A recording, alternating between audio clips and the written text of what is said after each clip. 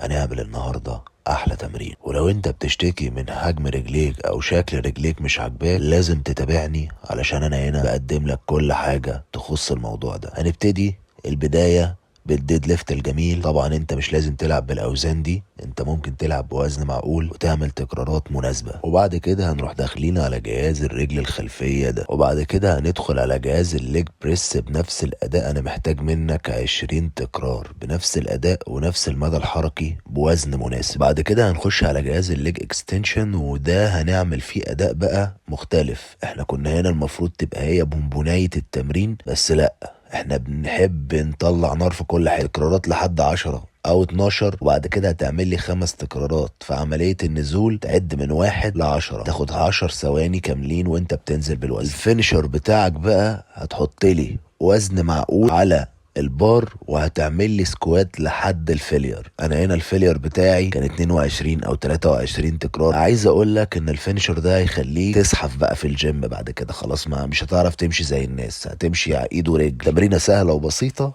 بس هتطلع لك كل اللي انت نفسك فيه.